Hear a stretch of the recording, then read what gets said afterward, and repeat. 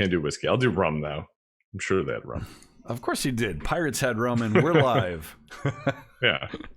Ladies and gentlemen of the internet, we are live on Myth Brigade. We were just talking about the alcohol of choice for this campaign. So I'm here with John. John, say hi to everybody. Hey, internet. How are you? Mean. That's usually what you are. But yeah, they're especially mean today. This chat has amazing followers, actually. Yeah, it does, actually. I love our people. So we are here making characters for what I guess is our fourth RPG, which is Savage Worlds. Set in we're going to use the Deadlands setting, adapting the Adventure Edition rules just a little bit as needed, or vice versa. But yeah, so this is the third of 4 characters, and the way we've been doing this so far is just to kind of step through the various choices that you made for your character. I'll ask a whole bunch of random questions. You'll answer them either, in character. You'll pull out your gun, start shooting at the screen or something. But yeah, are you ready to do that? Are you ready to talk? By the way, there's a stormtrooper behind you. Yes, there is. Stormtrooper, is he wearing a lei? Yes. That's so good. He's a festive stormtrooper. I'm just adding more Star Wars things behind me as it goes on. So, I can't wait till you have the ready cast. to answer any questions. Had fun creating this character. The whole creation process is, I think I was overcomplicating, to be honest, at first, because I was just kind of like piecemealing. I was like, what is all this stuff? So I'm excited about that, but I think I know what I'm doing. Yeah, what I love too, I don't know how much you read for the rules, but Savage Worlds is incredibly fast. It's very structured, but it's super fast. So in terms of adjudicating roles and making characters, it's just lightning quick. I did the same thing running through the adventure rules. I made a placeholder character, right? I'm like, oh, that's it. I'm like 10 minutes and I'm in Call of Cthulhu. I'm like taking my character through college and shit, Right. Awesome. So tell me about the concept, man. What do you got in your mind? So the concept actually has kind of evolved over time. So originally I was like, okay, I'm going to be a bounty hunter, like huge Boba Fett fan, all that stuff, Mandalorian, all that stuff. I'm like, man, I'm going to definitely do this. But then I just kind of started alternating. I was like, okay, that's pretty standard. I don't want it to be quite like that. Don't get me wrong. I want a gun. I'm going to shoot things. But I actually started reading through Deadlands Reloaded, and just the gambling mechanics and things like that really caught my attention. So really I'm going for a gambler, and then that evolved even more so into what is called a huckster. So it is an arcane background of magic based on gambling and like dealing with minor demons essentially to get hands of poker that I use to either cast spells. So I'm going to primarily use that as like a support model to help my gambling and cheating. Not that I would ever cheat. And then still have a decent shot to back up in case I get caught cheating. So that's kind of my goal there. So that's awesome. So I have all kinds of questions on that concept, but I'll save those for just a little later. So obviously you're a human. And as such, you got an additional edge, and that's really a kind of a holdover from settings that have different races with different racial capabilities. But I like that they kept it in there for the Deadlands. So what was your bonus edge that you chose? To be honest, I didn't really do as like the bonus. I just kind of went with the 3. So my top one is arrogant. You're going with hindrance. So we're talking hindrances now. Okay. Oh, yes. Yeah, sorry. No, that's fine. Jump in. So you're arrogant, huh?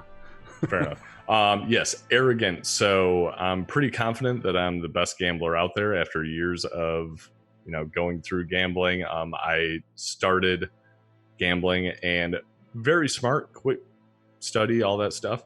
Then quickly realized that even if I played my best, people were beating me because of cheating. So then I started cheating, eventually gambling a lot and wagering. Haven't quite decided whether it was my horse or something like that, but still lost even though I cheated. And then that kind of helped me run out of town because now I have too many insurmountable debts and a drive to know how to cheat better. And that kind of got me on the road to finding the Hoyle's Book of Games, which is kind of how I went into that huckster background. So really the arrogance has driven me to make sure that I am the best out there and the best gambler, and then that's awesome. So how does that manifest itself in the character's personality? Are you just completely intolerable, or are you just, is it just when it comes to cards? It's mainly towards cards. It's that I just believe I'm kind of top dog. I'm hot shit when it comes to that. I'm the cool guy that will roll up a poker table, and got the nickname Check in the Dark because I would just check on whole cards that I haven't even seen before. So it's just exuding confidence, mainly because I have other ways around the actual game. That's awesome. How old is this person? Thinking early 30s. Okay, kind of around there. Been around the block. So been around the block a lot. Survived so far, but still have a lot to learn and some to run away from, which leads into my other hindrance, wanted, a minor one, for being caught cheating. And luckily for the minor one, it's not the actual kind of area we're in, but it's kind of a relatively nearby area, so that could still impact things. But it's not like people in this town or towns know me. Yeah. So so the arrogant was a major one. Yes. Okay. Nice. So you might be just a handful when it comes to cards. Okay. And so you took a major. Did you take 2 minor, or did you take just the one? I took the other one was a habit, which is basically just cutting cards, or if I'm at the table, poker chips, and just kind of shuffling those around a lot. That I do carry a lot of deck of cards on me for various reasons, and basically just doing that nonstop. There is some benefit to that as well, because I can actually, if I so choose, shoot a card basically out that creates a blast if needed in a real pinch. But if anybody really sees you do that, then they might string you to the gallows. They absolutely would. Try to be a little more careful about using that option. Outstanding. Very cool. So then attributes, let's talk about that. So all attributes basically start at a d4, and you get 5 points to distribute, and you can also buy further points with your hindrances. So what choices did you make for attributes? So I pretty much front loaded 2 attributes fully. I'm kind of debating on it. So agility, I went with a d8, so 2 points in that, and then a d12 in smarts. Nice. So that obviously impacts a lot of things. So the skills that kind of come out of that are gambling and spell casting specifically. Taunt is in there as well. So I'm kind of debating playing around, maybe knocking the d12 of smarts down to maybe bolster spirit or vigor. Strength, not too concerned about that. I hope I never get into a fist fight. If that's the actual case, then I might just need to get out of there at that point.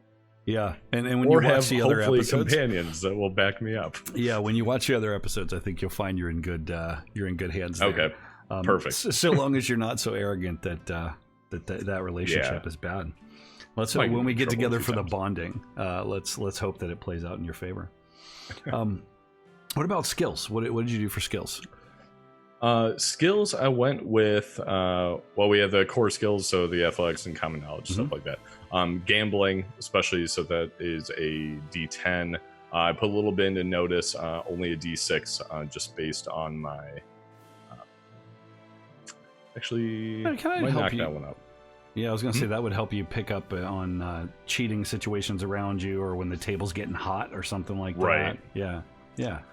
Shooting at a d8 and spellcasting at a d8. Spellcasting, actually, I'm thinking about knocking down, because for the actual spells I'm primarily using as those support things, you don't really need the blank on the name, the raises, where it's like more than a success level type situation. It's not a huge benefit type situation, and I can, if I'm really desperate, actually barter with the devil and make a deal with the devil and kind of go for broke on certain things to possibly my very bad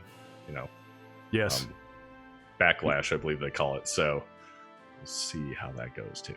So in real life, I'm never good with cards, so I am a little worried about playing this character. I'm the same way. So we will get so much hate from the internets on our poker terms. Tell me, how did this character come to realize that he had some sort of arcane capability?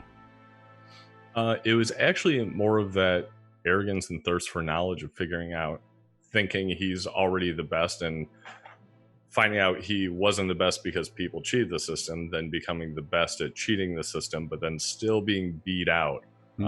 While at that point wasn't sure it was arcane or anything like that. He just went for that kind of thirst for knowledge to figure out what is out there, what's allowing me to still be beaten.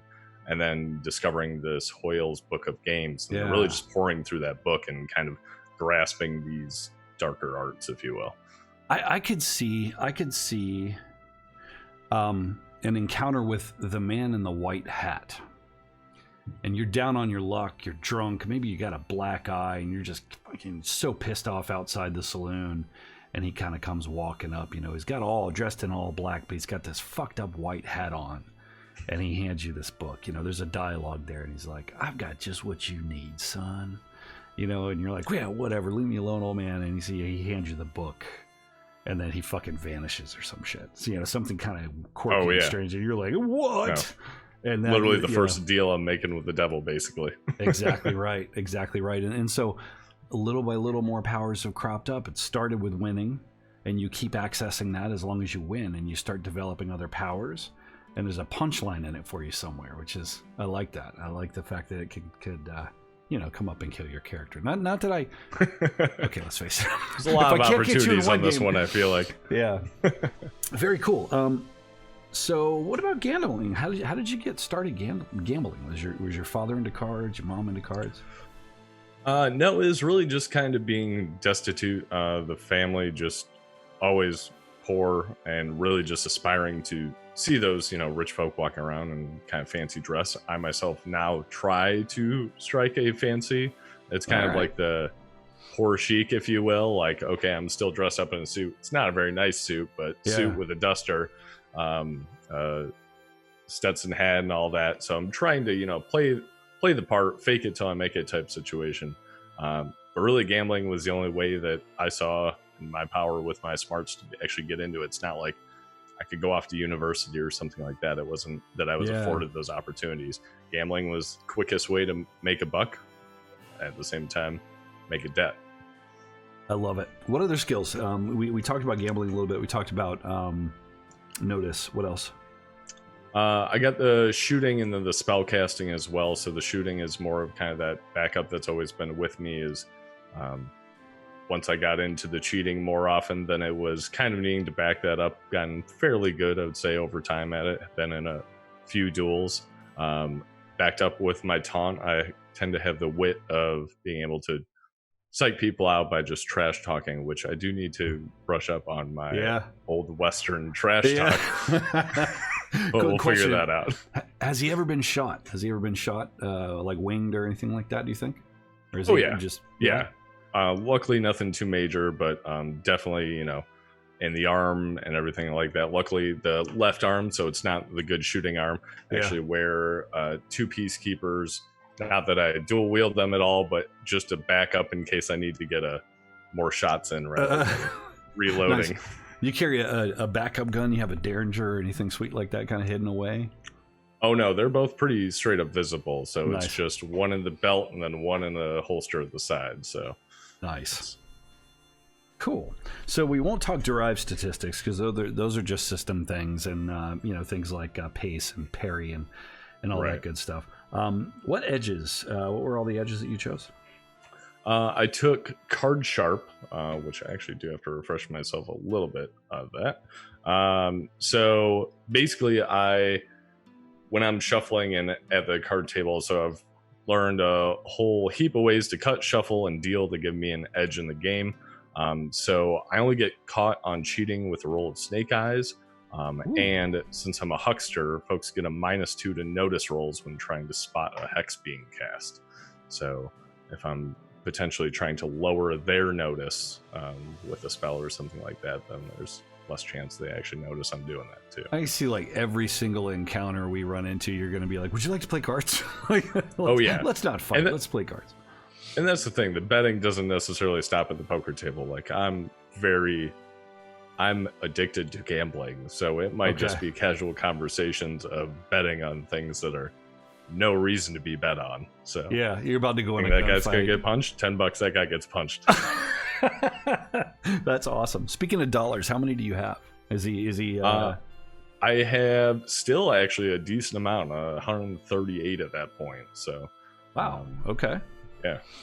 Even with my lots of playing card, I got actually a pair of handcuffs just in case, ever get into a brawl or something like that. If I get afforded an opportunity for a bounty, who knows? Got to take that opportunity. Yeah. Naturally, fancy / not so fancy suit, shirts, my duster, like I talked about, canteen, got some whiskey as well. So you didn't buy any El set. Cheapo stuff? Did you catch that rule in there? How you could buy anything off the list? I really thought about it, but then I was like, no, this is gonna backfire, and I already have too many potentials to backfire. I feel like I'm like, did you happen try to get some tried and true? I'm guessing did you happen to take a look at this book, at the catalog, Smith and Robard's catalog, like Sears and Roebuck? No, it's pretty funny. Yeah, it's got all sorts of bizarre shit in it. But yeah, definitely worth checking out. Yeah, I might need to check that out for some like flavor gear and stuff like that. There's even an order form you can fill out if you want to place an That's order awesome. for stuff. Now that's just like that attention to detail. Yeah, awesome. Yeah, that's pretty awesome. The folks that made these books are pretty spot on, I think. Let's talk a little deeper on the character himself. So, you said kind of early 30s. Any siblings out there? Nope, only child. Only child. Kind of... Poor family. Why did you leave home? Well, it was mainly because I got caught and wagered all my money. So at that point, it got to be kind of insurmountable odds, and that's been caught cheating, got the debt. So it's more of, okay, I need to get out of town. I need to start somewhere fresh and really, while I don't like to say I'm taking advantage of people, if they're at the table, they probably are looking for it anyways. So those folks, I'm not going to be trying to rob anybody or anything like that. I mean, at least not at this point in my life. Maybe I will get to that point eventually, but not if I can help it. So did you split and leave town because there were folks coming after you? And was there any consequence to your parents? Are they still alive? Wondering where in the hell in the world you've gotten off to? Parents could be alive. I'm not necessarily so attached to them. See, you're a dick. You are arrogant, man.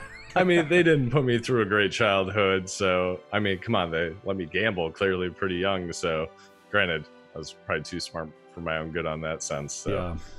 Got myself into trouble pretty quickly, debt pretty quickly. And then eventually with the actually getting caught cheating, then it was kind of time to get out of here because I'm not about to go to prison or worse. Yeah. And so that's funny because maybe you're wanted, not so much because you cheated, because, I don't know what kind of actual crime. I don't know if you could be hung for cheating, could you, in a card game? But I wonder if you... Might depend on who the sheriff is. I was going to say, I'm wondering if maybe the guy that wanted you was the guy you cheated. Hey, Byron. Yeah, fair enough. You know what I mean? Like maybe it's a sheriff that you cheated, and maybe there's still a warrant. Yeah, that might be a new lesson. Never gamble with the town sheriff. Never play poker with them. Exactly. That's awesome.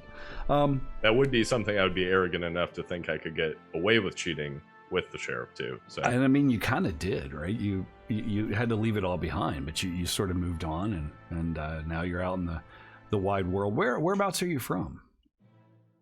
I don't really know the setting that well, but just kind of a small town. I would say probably like are we doing Ghost Rock in it? So probably like a Ghost Rock mining town. I'm thinking that Ghost Rock in this campaign is going to be somewhat in its infancy. Okay. So it's not like a well-known thing, but there are sort of mines cropping up. They're just kind of mysterious. Gotcha.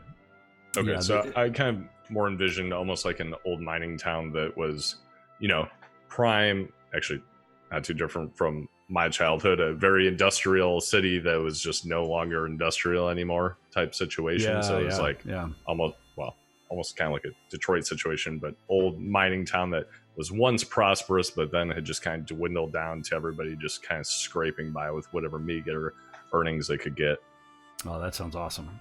So you kind of headed out west in the middle of in the middle of wherever the hell we set this thing. Once we've talked, I'll know.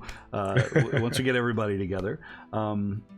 What is this character's biggest fear? Heartfelt biggest fear. Heartfelt biggest fear. Honestly, probably being bested. Ooh, in his own game.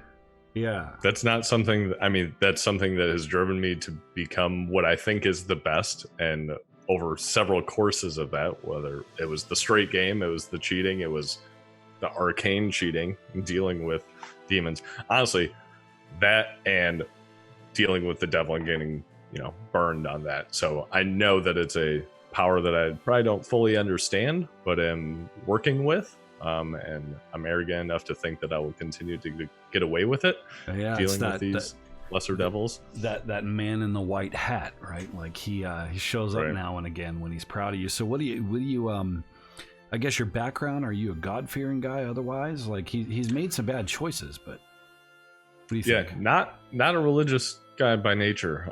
Granted, this book has kind of opened my perspective of, okay, there's definitely other things going on in the world. I don't necessarily think there's a God that's helping me or hurting me, but I know there are definitely things that can hurt me.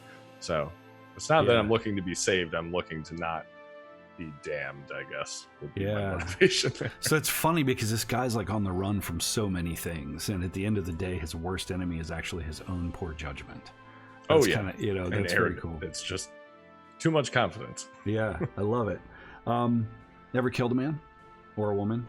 Yeah. Both. You're not like, yeah, a both. Woman. Poo, poo, poo. I would say they were fair duels. Fair being, I shouldn't have probably been in the duel in the first place, but if they're going to call me on it, I'm going to defend my honor that I didn't cheat and then duel. But you sent a couple folks to the Undertaker and walked away having cheated. Okay. Yeah, it's kind of at terms with that type of lifestyle, and that it's knowing the risk. And that's really the biggest gamble of all, is gambling with your life at that point. So if I can win at the table, I can win out here. I can imagine that, at the rooming house the night after that duel, right? You're kind of laying there and you're falling asleep and you're getting settled in, and as you're sleeping, I could just see the man in white, the white hat, kind of leaning over, and it's a man that was that the Curious George. Does that dude wear a white hat? We need to change the color. That's a red. It's a red hat. No, that's a red hat. Yellow. Is it yellow hat? It's a yellow hat. Okay, good. I'm like, if I'm sitting here spouting some Curious George shit in this game, that's not going to work. Well, at first I was thinking it was what was it? Is it Stephen King? The Towers. Is there a dude in a white hat there? You thinking about? No, I think it's black hat. Yeah, yellow hat. Yeah, the man in yellow hat. Good. All right, so we're not. Curious George is the demon I'm working with. That would be amazing. Very cool. So you've killed a person. You're on the run. Do you have real friends? Would you say? No, not really. I would say probably, honestly, the arrogance and thinking I'm better and smarter than a lot of people probably doesn't afford me many friends. It's more of people, acquaintances that I find useful, but even those are usually only for so long. I kind of go town to town because I can only be in one town really for so long before people are going to get wise to me or find out that I'm practically a witch in their eyes. And then that probably would not end well. I see some integration opportunities. Yours is going to be an interesting one, I think, bringing you in. Yeah, we'll see if the group doesn't kill me. Yeah, or you them, right? In a fair duel. What other stuff did you buy? Did you buy a horse? Did you? No, I couldn't afford a horse. I was thinking about going that route, and that was actually in the El Cheapo. I was kind of thinking about going that route there. And I was like, it's probably risky. Yeah. So it's a three-legged horse. I catch wagons town to town, things like that. I have enough, I would say, not wealth, but money on hand to kind of keep that going, and I'm able to win enough to kind of keep myself moving. Not necessarily to gain any major prosperity, but enough to kind of subsist and keep going. Yeah. Now, are you a drinking man? I'm guessing you carry whiskey with you, so maybe yeah, whiskey and cigars as well. So I pretty much always have one of those at the table. One of both at the table, I should say. Nice. Is it the little slim Clint Eastwood kind of cigars? Yeah. You gotta be classy with it. Plus, nobody's got time for a huge cigar, anyways. That's true. Nice. Very, very cool. I guess the next question, you know, we're getting close to the point of bringing you guys all together for bonds, but what is one thing that all of your, because you will know each other, right? We'll establish how as we go forward. Okay. But, what is a one thing that all of your companions would definitely know about you? That's a good question. I think, honestly, if I'm trusting or fairly trusting of them, I'd probably let them know that, you know, I'm wanted. I wouldn't necessarily say for what. I would probably just, just kind of some cheating and, card racketeering, whatever it may be. Some shit I did. I'd be like, so right now the plan is my name, and I debated a lot on it because I went with John Ivy, and I know my name is John, but it's with the H, so that's kind of throwing me off. But John is I don't have to change the overlay. Yeah, exactly. Don't need to change that. And just the, classic John of the Old West type situation. They'll know that's probably not my original name, which I don't really have that figured out yet. And Check in the Dark is a more probably recent nickname or moniker. There's probably a lot of other monikers about cheating and other things like that that I really don't want to carry with me and don't want, new folk to know about. So yeah, nice. I like the nickname, and I like the John Ivy. That's absolutely that's a fine, upstanding name. It's it's clear that you chose that for a reason. Yeah, nice. I try to present myself as distinguished, a man of enough prosperity to be gambling it away, or at least you think I'm going to lose to you, but I'm not going to lose. Would you? So did you? Is John your real name? And you just chose a different surname, or what? Or is it all just like you made it up? I think I would have just made it all up. Yeah, nice. I wouldn't have even left any of it. So I love it. Maybe think about the original. Let that slip at some point. John Ivy's like some small town librarian or something. That's a good name. I'll take that name. Very cool. That guy looks innocent. Perfect. Yeah. He looks like a rube. I'm just going to steal that guy's identity. It's like the first case of identity theft. I love it. So then what are some of the key elements? And again, we go back to our meet and greet. We asked some of these questions, but we had massive technical difficulties, and it's like an echo chamber. So I'm not going to put that on the internet because it will cause mass panic. It's really bad. It's literally all of your signals echoing at the same time perpetually. Oh no. It was like a horrible acid trip. But what are some of the main elements that you want to try to capture in this campaign? Like, what are the things that make you just excited to be playing in the Weird West? Honestly, just the Western aspect. It's not something I've really had a ton of history with in like my past. Like, I know we were talking about all the old movies people watch and stuff like that. I've really not seen many of those. Like, I actually watched The Good and the Bad and the Ugly just recently for this, and I was like, this movie's 3 hours long. What? But then it was kind of like, as we were talking about the last session, it was like, but I am very familiar with space westerns of Star Wars and Firefly, which I've been rewatching as well, because it's just that I don't know, that freedom, open, manifest destiny type stuff of, there's laws, but it's really people having a common, I don't want to say honor code, but understanding of what the world is with, the duels and robbing trains and all this stuff. It's just, you take what you can and make a life for yourself without, there's no 9-to-5 job type situations really. So unless you're a miner. That is amazing. And I'm the same way. I've I think I avoided Westerns because my dad was such a fan of them. But I've, thanks to Byron gave us a shopping list of movies. He's like, gentlemen, watch these. For real. So I've been binging, and I have to say The Magnificent Seven, the remake, was fantastic. You got to watch it if you haven't seen it. It's a really good movie. Yeah, no, I actually saw that one in theaters, and I'm not sure why. I think it was just one of those blockbuster type things where I was like, okay, we'll go check it out. But it wasn't like I was like, yeah, Western movie, I'm all excited about it. It was more of just like, okay, that was the movie of the week or whatever. And no, really enjoyed it. Yeah. What is the Adam Sandler one? That one's not as good. I don't think there's an Adam Sandler Western?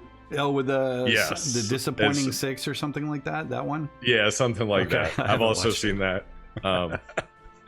It's rough. But at the same time, campy and westerny, so it's kind of like, okay, I definitely get the aspects of it. But. Yeah, I think that's important. So I do want to make sure that we capture the comedy and that we're fast in this campaign.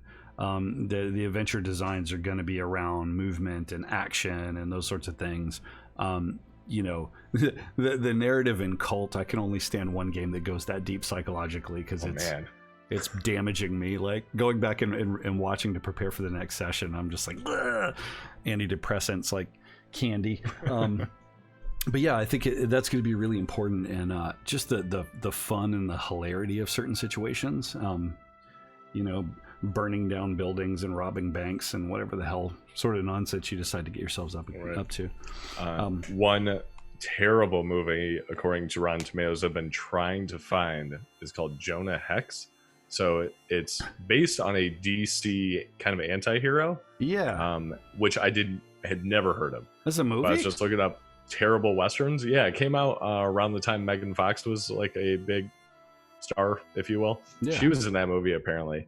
And I cannot find it anywhere except I can buy it for $12 online, and I'm like, do I really want to spend $12? That's like 12 reasons to regret your decision. Right. Yeah. But I might do it just because everybody just says it's such a terrible Western movie that I kind of want to almost draw some inspiration from that bad humor type situation. So you got to check out, have you seen Rustler's Rhapsody and all those sort of like the old Tom Berenger one? Yeah. No. Oh, dude, you gotta watch it. It's completely hilarious, silly. There's the good guy that comes into town and he only shoots the bad guys in the hand, kind of thing, and he's just facing off against the bad guy, and the bad guy's like, draw your gun, and he's like, I'd just like to let you know I'm going to shoot you in the hand. The bad guy's like, in the hand? I'm going to shoot each of you in the hand. And his companions are like, Bill, I really don't like the idea of getting shot in the hand. But yeah, it's some good. Amazon Prime. See, this is why. Oh, can I rent it? Yeah, so literally having Byron in the chat is sort of like having Alexa there. You just say some shit and answers come back. I was just looking up the Rustler's Rhapsody. I can watch that for free on Amazon Prime, so I will probably watch that first. Even the $4, I'm kind of like, is that worth it? Yeah. There's a reason that's free. It's old and it's so stupid, but was it a Mel Brooks movie? Maybe. Hugh Wilson. Okay. Who has nothing whatsoever to do with Mel Brooks, but it's still funny. Yeah. All right, man. We have an idea of your character. I'm going to create a character sheet for you, a record inside of the Roll20 game, and of course I'll invite you to the Roll20 game. We'll probably use that for maps and stuff, and it actually has the initiative system and the cards and all that sort of stuff. It has means for tracking that. So okay, perfect. But I want to keep as much of this in the theater of the mind as possible, but also some of the action sequences I've been playing around with in my head. You need some kind of map just to make sure you're on top of what's going on there when the bullets start to fly. What happened to your character idea with the dual Gatling guns that you sent me? Yeah, so that's from that Jonah Hex movie where he's on a horse with dual Gatling guns, and that's basically the gift that kind of got me down that road of wanting to watch this movie, because who thought a horse with two Gatling guns just on the side is something even a horse would allow happen? Exactly. I was going to say, what kind of deaf horse is that? I thought that was Cowboys versus Aliens or something, that picture. I don't know, for some reason. Oh, that's a movie I've not seen either. I probably won't watch that. I watched that was Daniel Craig, right? I don't know. I watched about 10 minutes of it. Yeah, I'm like, probably enough. I'm like, I need to somehow get that time back. I'm gonna go read a boring book for 20 minutes, and that'll even things out. Very cool, John. I'm really excited to have you on board again. I've told you before, like I love your style and approach. This character is going to be interesting for you, like this sort of edgy, arrogant kind of guy. I'm looking forward to that. It should be interesting. I'm excited. Yeah, me too. So I'm gonna probably get this posted tonight, actually, and schedule some time with Mike. And we've been talking about. I'm gonna take the majority of June. We'll do the bonding episode.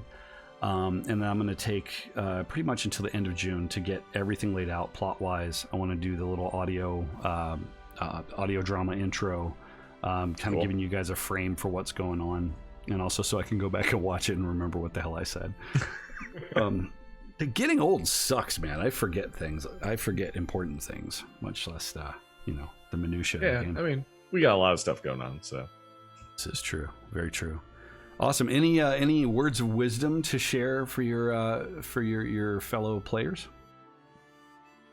No, I'm just excited, honestly, to watch those videos and find out who my companions are going to be. So I will say it was very tough not to like sneak peeks and stuff like that and watch them, but I'm very excited to see who my companions are and if they'll be able to put up with me.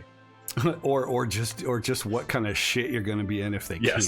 That's how quickly am I going to be put into my place is another concern. So what I love too, man, is that in this campaign, so look at the Tides of Nurgle one, and I love that we it just kind of fell into the idea that you're kind of getting by with improvised weapons, but you're toting around a shovel. Oh yeah. And now you got proper guns. That's awesome. I'm really hoping for a shovel in this campaign. I didn't see that in the gear list. No. Yeah, I know. I'll you can have it, just as a token, as a token of my appreciation. Very cool, man. Well, I will let you get back to whatever in the world your Wednesday was had you up to, and I think I'm going to go and do. I'm going to do some very important laundry or something completely uninteresting for a while. Yeah. Byron, thanks as always, man, for being there and providing the rhetoric and the information. What's going to happen when he's playing with us and he's deep in character? We're going to need a new Byron. Okay, Internet, here's the challenge. Be like Byron and plan to join when we play Savage Worlds. You are the Internet, basically. You can regurgitate facts and rules and funniness and, I don't know. That's just general good advice. Be like Byron. Yep, exactly. Twitch.tv/MythBrigade, though, if you're not watching live. So that's be true. Part of the fun. Yes, in the midst of it. And for this campaign, I do want to work out some systems where I guess you read the rules about bennies and how they work, right? It's kind of it's sort of like fate and resilience in a way. You can use them to kind of soak damage and do other things. But I want to be able to have the chat reward you with certain bennies for certain role play and stuff. So cool. All right, man. Well, I appreciate your time. Your character is made, vetted. And can you cast Fireball and Lightning Bolt yet and stuff? Wall of Fire? I might be able to throw a card that explodes. So that's pretty sweet. There was an actual option that I thought was a little too much, but like it was called 54 Pickup, and it's essentially like a flamethrower, like flaming hands type thing. But like cards, I was like, that might be a bit too obvious. That's so if I just start doing that. That caused a little bit of attention to myself. Yes, that's awesome. One card. We'll get by with that. Nice. All right, my friend. I will talk to you very soon, probably tomorrow, because we work together. But for those of you who have watched, thank you. And for those of you who are watching later, thanks a lot. Appreciate your support. Subscribe and bell and ding dong and all that stuff. All those things. Hey, you press a button. I'm going to end the stream right. Do it. John, do it. Hit the button.